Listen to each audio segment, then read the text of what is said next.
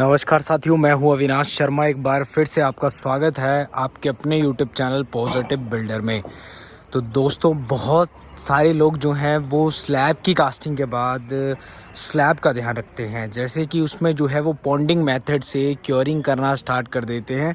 Column की बात की जाए तो कॉलम में गनी बैग से कॉलम्स की तराई करना शुरू कर देते हैं। ब्रिक मशीनरी की बात की जाए, ब्रिक मशीनरी करते समय और करने के बाद जो है वो उनकी तराई का काम शुरू कर दिया जाता है, स्प्रिंकलिंग करके, पानी का छिड़काव करके। लेकिन ध्यान नहीं देते लोग जो है वो स्टेयरकेस की तरफ। स्टेयरकेस जो होती है वो आपके पूरे बिल्डिंग का, पूरे स्ट्रक्चर का सबसे भारी हिस्सा जो है वो होती है।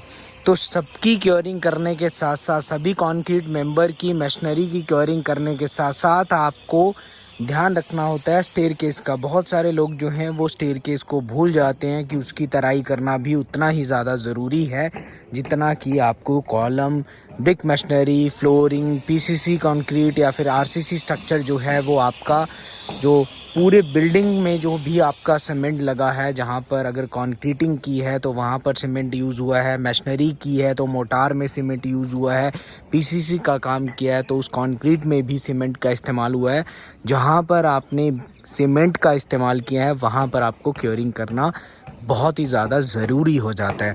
और सबसे इम्पोर्टेंट पार्ट जो है वो स्टेयरकेस होती है। आपके पूरे बिल्डिंग का सबसे भारी हिस्सा स्टेयरकेस होती है। सबसे ज़्यादा लोड जो है वो आपके स्टेयरकेस का होता है, लेकिन क्योरिंग के मामले में स्टेयरकेस को ध्यान में नहीं रखा जाता।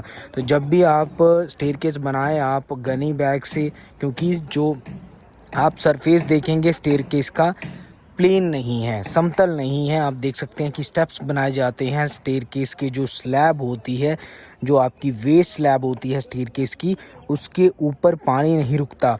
और स्टेप्स भी होते हैं तो उसके ऊपर पानी रुक ही नहीं पाएगा। या फिर पॉन्डिंग मेथड से हम जो है वो इसकी क्योरिंग नहीं कर सकते। स्प्रिंकलिंग करेंगे तो कुछ देर के बाद फिर कंक्रीट पानी के इवेपोरेशन के बाद जो है वो फिर से सूख सकती है कंक्रीट और श्रिंकेज क्रैक आ सकते हैं। तो अगर कंक्रीट में नमी बनाए रखनी है तो इसी तरह से जो है वो गनी बैग, जो जूट के बैग हैं, उन्हें आप जो है वो स्टेयरकेस के स्लैब के ऊपर, स्टेप्स के ऊपर डाल दें और उसके ऊपर पानी का छिड़काव जो है वो करते रहें, ताकि लंबे समय तक जो है वो स्टेयरकेस में आपकी नमी बनी रहे, स्टेयरकेस की कंक्रीट जो है उसमें नमी बनी रहे। तो इस तरह से अगर आप जो है वो स्टेयरकेस का भी ध्यान रखेंगे अपनी बिल्डिंग की कंस्ट्रक्शन के दौरान, तो आपका घर कभी भी किसी भी तरह से जो है वो कमज़ोर नहीं बनेगा। आपके घर की मजबूती बढ़ जाएगी और इन फ्यूचर आपके घर में क्रैक जैसी समस्या नहीं आएंगी। तो जब भी स्टेयरकेस बनाए, बिल्डिंग बनाए, तो स्टेयरकेस का भी ध्यान रखें। क्योरिंग का टाइम पीरियड उतना ही रहेगा, 7 से 10 दिन तक आपको क्योरिंग करनी है। और इन सभी टेक्निकल टर्म का ध्यान रखना है जो भी मैं आपको जानकारी अपने वीडियोस के माध्यम से देता हूं।